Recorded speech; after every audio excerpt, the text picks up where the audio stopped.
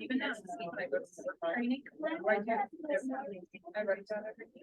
Right now, then when we need it, I have it. That's pretty cool. It's like, no, it's for you. That is so fun. I love it. Yeah, it's better than the first one, which is the copy that I never read today. You go to this, that's better. We don't want to. Jim Preston was.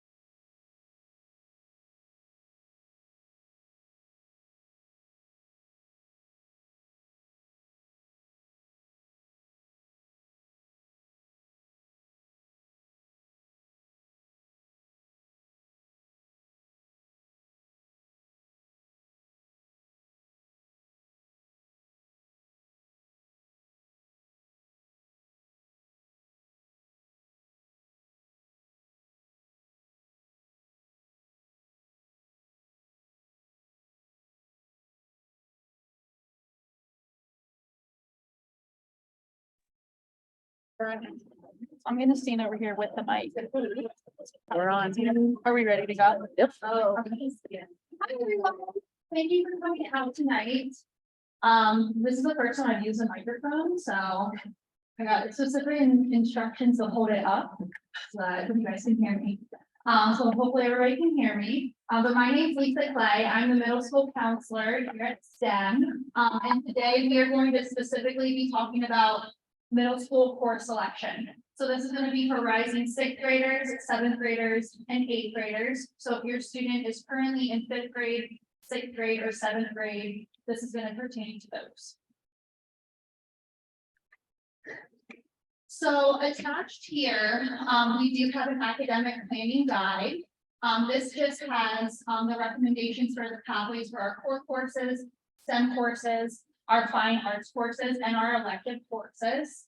Ms. Virtue can actually click on this link so that you can see what it looks like. Lisa, if you're gonna stand there, shut that off. They're getting an echo Or come to this side. or come to that side.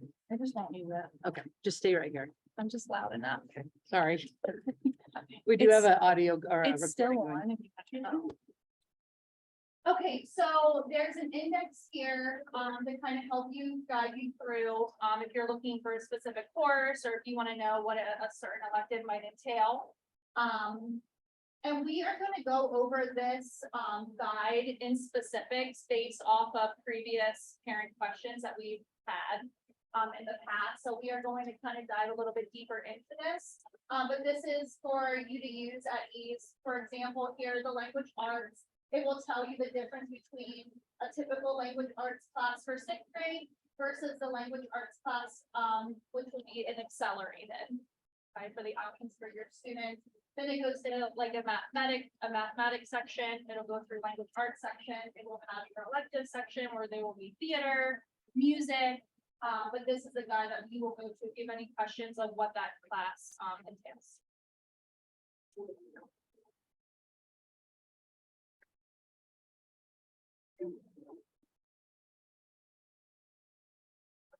So this is just the middle school scope and sequence for all the grades 6th, 7th, and 8th. So every middle schooler is required to take a language arts, a science, a social studies, a math course. They are also required to take an engineering class and a computer science class. Robotics does count as engineering. Also, one thing to note is that the typical grade level math is math course 1 for 6th grade, math course 2 is for 7th grade, and typically pre-algebra is for our 8th grade students.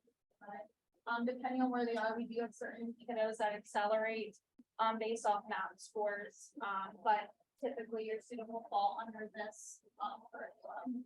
Also, another thing to note is that for 7th and 8th grade, they have a lot more options for engineering versus 6th grade. So engineering and robotics is a 1 semester course, meaning they will only take it either semester 1 or semester 2. They won't take it both semesters. If your kiddo chooses to take TSA, that's going to be a full year course. So if they take it in semester 1, they have to take it in semester 2 in order to fulfill that entire requirement. And that will also depend on the electives that they take then. So if they would just choose engineering 7 or robotics, they would choose 6 electives. If they choose TSA as their engineering requirement, they would only choose 5 electives because they don't have to choose as many since it's the whole year long.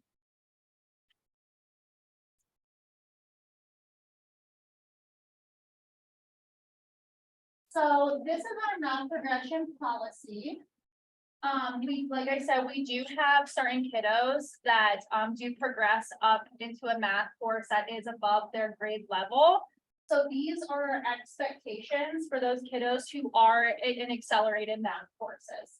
So for 6th and 7th graders, if your child is in Algebra 1, that is above Math Course 1 and Math Course 2. So it is expected that they receive an 80% or higher in order to move on to the next math course, as well as the others are listed here as well.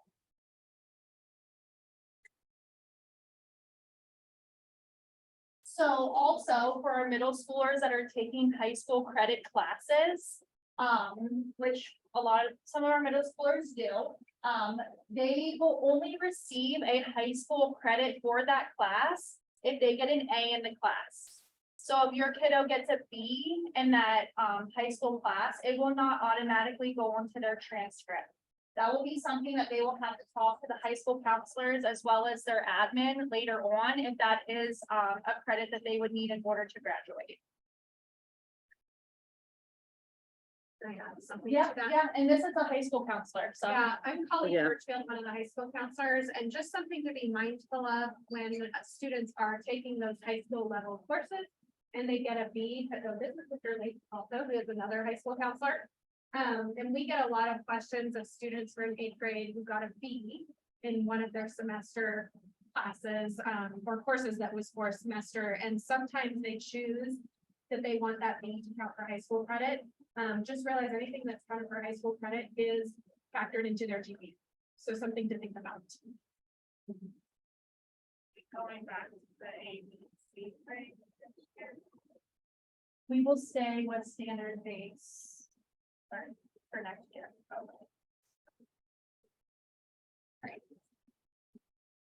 Okay, so another thing that we have in middle school is accelerated courses versus non-accelerated courses. If you looked at the scope and sequence, you saw that it said, for example, it said language arts 6 or like advanced language arts 6. So some of our kiddos are able to be in accelerated courses. If your child is already in an accelerated course, they will automatically just continue to go accelerated because they've been shown that they can handle the course load, they get the content, they can do it.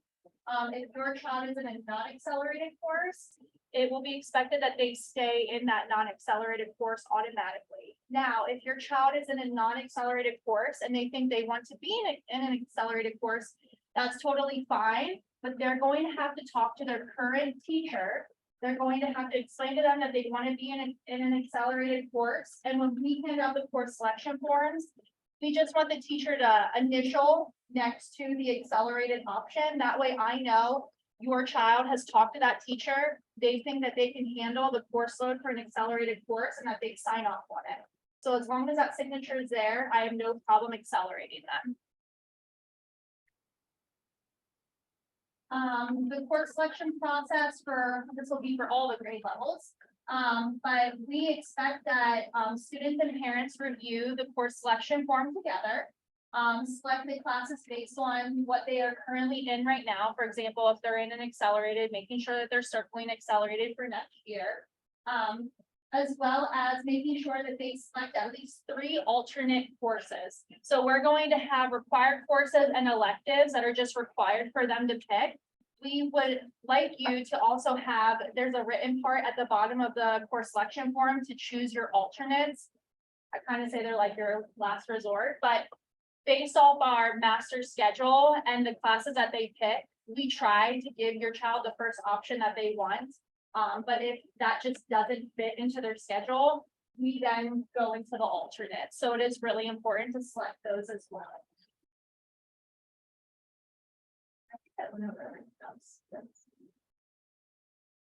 So it looks like we can print and fill out the form at home and then we'll just bring up the. Yes, we have the forms here that we can hand to you, but also for the parents who are online, in the next few slides, we do have the course selection forms linked. So you're more than welcome to put one on and print them out as well. I do want to say that it is expected that we have the physical paper. If you're going to review with your child, make sure they bring the physical paper into school so that we can sign off on it. We won't be taking course selections over email. Yeah, and if they forget their form, we will give them another one, but the expectation will be that you've discussed it with your child. And this whole presentation will be available, so you can look at it again at home. So whichever grade level you'd like to click on, these are going to be, it doesn't matter to me, yeah. We'll do 8th grade, yeah. This is what the registration form will look like. Oh my. Currently, I don't have access. 8th grade. Let's try 6. Okay, that's very good. We will fix that. I thought I made it to all, but, okay. So this is what the course selection form will look like. We have language arts 6, language arts 6 accelerated. What I'm looking for all the middle school class selection is that you circle which class you are choosing. So in each line here, if you're choosing language arts 6, for example, I want you to circle that. Again, just reiterating, if your child is in language arts 6, or if they're in typical language arts and you want them to be in accelerated, you would have language arts 6 here, circled the accelerated one with the teacher's signature right next to it. And then that will show that they've been approved to enter that class.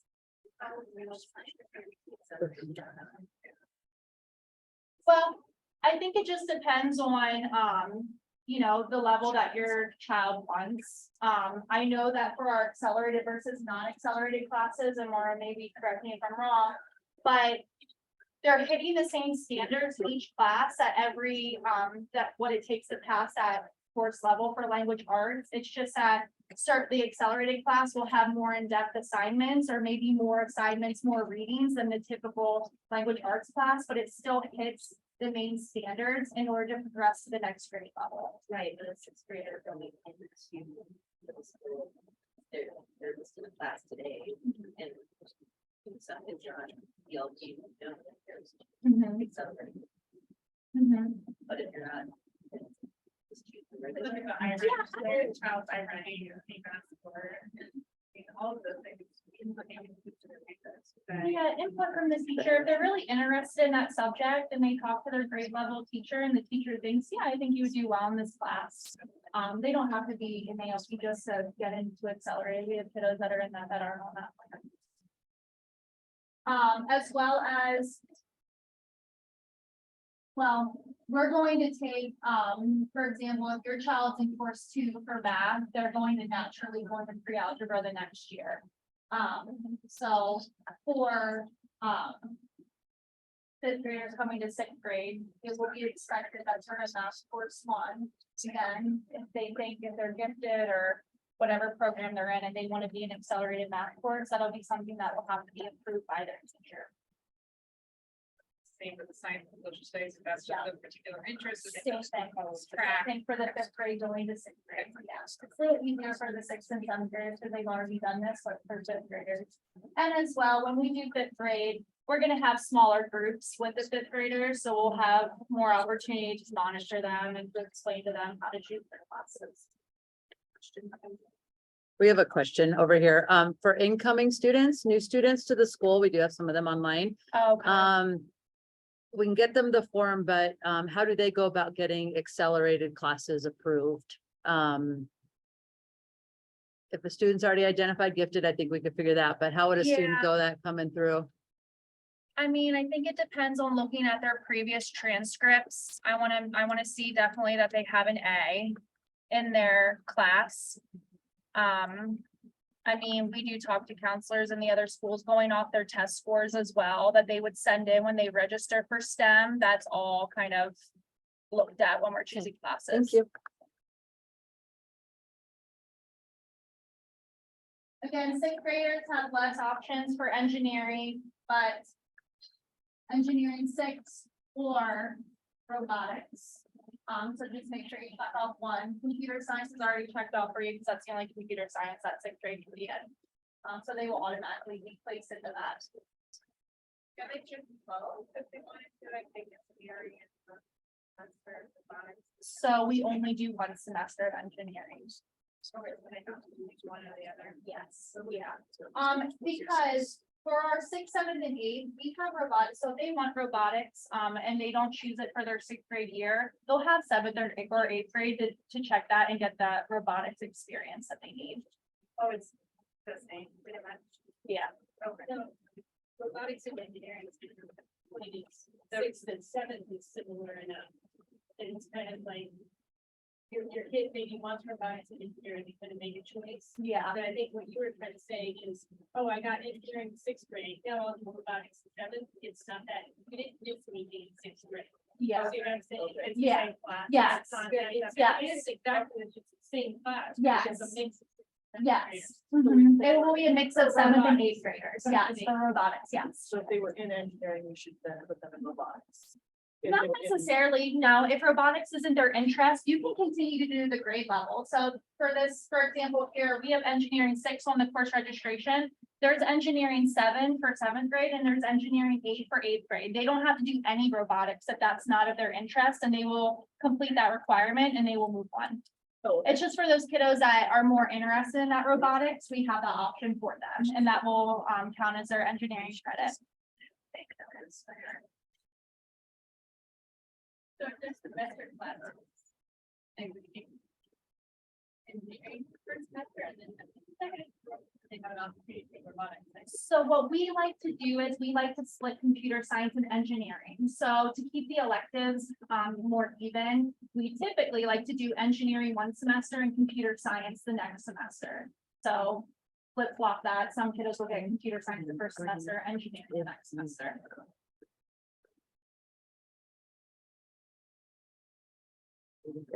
Any online questions? No? We're good. I think the difference too is that, for those parents who are still have, who already have a kiddo that's in middle school, we're not requiring study hall this year. That will be an elective option because we have built in an access period, to our schedule that we will be coming out with. So it won't be mandatory that every kid gets study hall because they will already have that kind of built into their schedule. But if they think that they need that extra, they can choose it as an elective. As far as in looking at your electives, Uh-huh. it's in one semester. So if they pick like, let's say art, can they take it all year round or? No, one semester. So they will either take it semester one or semester two. A language is a full year. So if your child commits to taking Spanish in semester one, they will take Spanish in semester two. We can't have students either drop the course or try to add a language mid-year, because then they will be behind. Lisa, Access is just gonna work as like a common, I don't even know how to, it's almost like a common study hall period where we're going to be implementing time for kiddos to get caught up on their work. Implementing like an SEL curriculum for our students. It'll just be kind of like a free study hall time for them to still get that done, get their work done. So, that's why study hall will not be required. Lisa, when you take questions, can you repeat them for the people on the computer, Oh, please, yeah, from the sorry, audience? No, that's okay, sorry. thank you. Yeah, Is there also- sorry, everybody, I was just getting at the access part, and the difference between the study hall and the ability to implement some of the things. At the same time, well, there's, meaning that right now, the students study all, but they're struggling in math, but they're not teaching, they can't get help, but because it'll be the same time, well, I can't say the rest of the one from the classroom teachers, which will maybe make the access period a little more robust, and more usable within the study hall.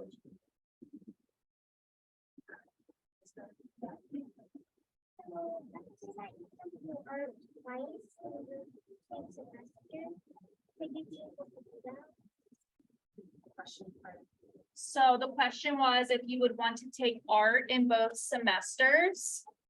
We really try to not do that. So. Fortunately, the answer to your question would be no, unless there's a very specific case, potentially, but we try to get a bunch of electives in for you. Yeah, and you'll just be repeating the same thing.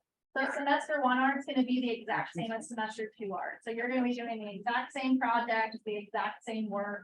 Cause they really make that course to fit in one semester. I think it's also important to be mindful that we're trying to create opportunities for students to learn where their interests lie. So the more breadth of experience they get with a variety of electives, the more they're able to hone in on where their interests are. So then they can focus a little bit more intently when they move to that next level in high school. That access class, is that gonna be like a full, like 90-minute class or time period, or is that gonna be at the beginning of the day or? Okay, so the question is, how long will the access class be and where will the access class be located in the schedule? That's a great question, Brandon. Tuesday, Wednesday, and I think it, like Tuesday and Thursday, right? It's for the first lunch. So early in the morning. You may want to just. Okay. Yeah. So it's gonna be before the lunch block on Tuesday and Wednesday. Then will they have it both days? The reason that they're doing 6 electives, because 3 of them are gonna be lunch semester, 3 of them are gonna be second semester. Yes. Okay. So I have a question about choir. This year, it's a full year program, but the way you're showing it, you know, you're not making it the same as band, you're making it a semester, so it's different to me. Was that really critical? I don't think choir is a full year. It is this year, right? That's how I signed up. I think that students are able to do choir for a full year. Am I incorrect in that, Mara? Yeah, we have kiddos that just take choir one semester. They don't have to take it the full. The question was, is choir a full year? And it's not required to be a full year. So it's not treated the same as band as a progression for the year. See what I'm saying?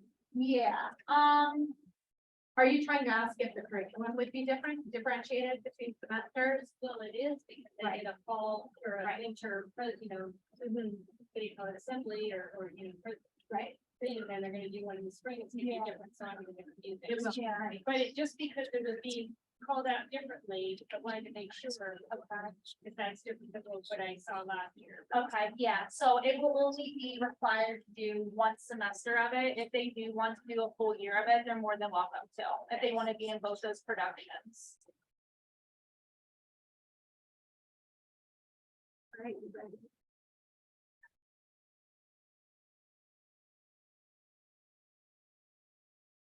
Okay, so we're just, we added this onto the slideshow to see to have you see what your child will look at when they actually register for the course itself. So this is from a student's view of Infinite Campus. So on the side toggle here, they'll be under student, they will click on the button more. And then this page will pop up and they will click on course registration when it is their time to select the courses. Your student will not be going into Infinite Campus until they bring their registration paper to us. We sign off on the top of it, then they can go into their computer and actually select that class. So they will be doing it at STEM with us there to help them go through the process. And they've all.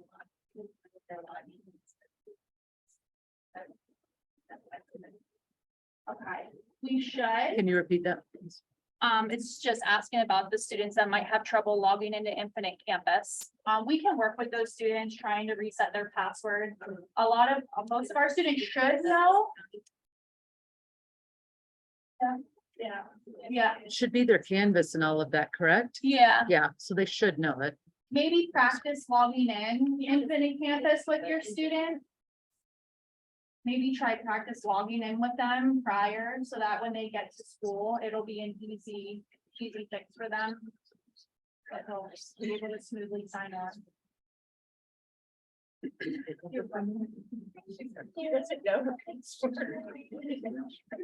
We'll have smaller classes.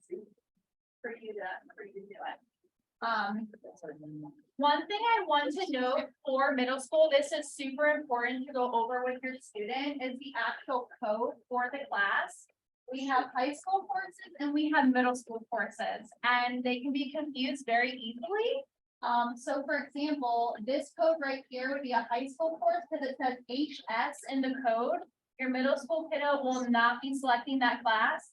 They will be selecting the classes that say MS in the actual code.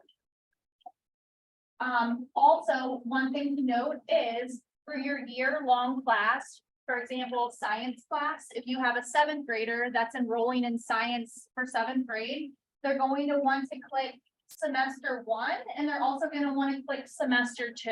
So they're going to be hitting the plus button over here twice. There will be an S1 in your code, and then there will be another one that says S2 in the code. That just ensures semester 1, semester 2. So it will log into the program. Again, we'll be monitoring this to help to make sure that they're doing it correctly, but just something for them to be aware of and be prepared for when they are selecting their classes. But they will hit the plus button, okay? Then this box will pop up here for add course. For all required courses, meaning the language arts, the science, the social studies, computer science, engineering, they will hit request because it is a required course. For their 6 or 5 electives that they choose, whether that be music, art, choir, whatever their electives are, they will also hit the request button. Because that technically they are required in order to fill their schedule.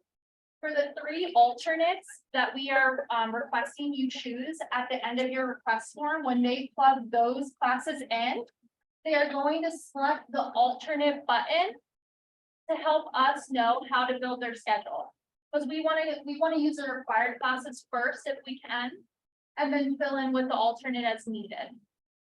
If that makes sense. So just making sure that they're hitting alternate for those last 3 courses that they're selecting. All others will go under request. Those classes that are only one semester long, do they also? One semester long course will just be, just one, yeah, just one. Okay, now to make things more complicated. Then you will go into here, okay, and just all your elective courses, so your language, your art, your music, your theater. You'll move this little toggle here from R to E. Because that's just showing us that that is an actual elective course. It's not an actual required course. If that makes sense. Keep the A's at A. You don't want those to change at all. So A's you will never touch once you log it in as A. It's just changing those electives to the actual E so that we know that. If they took Spanish in, or language in 6th grade, would they then in 7th grade it's the same language, or is it like progressing? So if they're in Spanish 1A, for example, this year, they're gonna want to go to Spanish 1B next year, if they want to keep a language. Languages aren't required in middle school, so if they choose after this year, I really don't want to take a language. They technically don't have to. But I like to say keep it because they're gonna take a language in high school, so it's just gonna help them. So again, going over the course selection reminders, you're gonna register for 8 classes each semester, which is gonna have a total of 16 units. Our required courses for middle school are English, math, science, social studies, computer science, and engineering. You cannot have a student drop one of those classes. Any questions on that? Not yet. What does A stand for again? A stands for alternate, And E stands for, elective, and R stands for? required. These are just Got it. important dates for your kiddos. Okay, so rising 6th graders, meaning currently in 5th grade, going to 6th grade. This is when we will meet with your kiddo, January 24th, 3rd period and 5th period. Also January 25th, 4th period and 2nd period. If you have a rising 7th grader, we will meet with them on the 24th during 7th period, on the 25th during 6th period. And for a rising 8th grader, we will meet with them on the 24th during 9th period. And we will meet with them on the 25th during 8th period. On the 27th, we will take all grades, and kind of helping those students who need that extra help, who maybe were absent a day, have some questions that they were trying to get, answered that they might not have thought by these dates. So we will be available on this date as well. Hoping that everything's completed by the 27th. Again, if you have any questions moving forward, I am the only middle school counselor. So feel free to send me an email asking me any questions. I will be filtering some questions through to the high school counselors as well. So you might receive your answer from one of them. But they know their role, just like I do. So they'll be able to answer all your questions. And for the people online, was just getting this question, we will be sending home and for you guys, a copy of the recording that we're doing. It'll have links to the papers we're gonna send you home with, in case you want them and you lose them between here and there. But all the links, all the paperwork will be accessible to you guys by the end of the day tomorrow. And the links are active in the presentation itself. Yes. So when they click in the presentation. Yeah, we'll talk about it. We'll make it out. Do you have a question? Yeah, so the foreign languages on the handout, it says that 6th graders are not able to take them. 6th graders can take them. 6th grade. What was that? Yeah, she said it asked if 6th graders are able to take a foreign language. sixth graders are able to take a foreign language, maybe that's something that we can look and edit, but yeah, they're able to. There to say that, but then it's an option on there, so. Plus that helps to progress through the languages too, so if they want to get to a higher level in there, it gets one of those bases up, and so they can keep building on that, so it's progression as they go through high school as well. So if you would like to take a course selection form home with you, we highly encourage that. If you have a rising sixth grader, your paper will be choral. It'll be the first paper that's back here. If you have a rising seventh grader, you will have the purple paper. And if you have a rising eighth grader, you will have the hot pink paper. So it's kind of in order, sixth, seventh, and eighth on there on the back table. For all the viewers online, our links are active and you can print out the request, this schedule request online. Any final questions? Hopefully this was helpful. Thank you. If you have any questions, we're here, so feel free to come and ask. We have our administrator here as well. If you have any questions.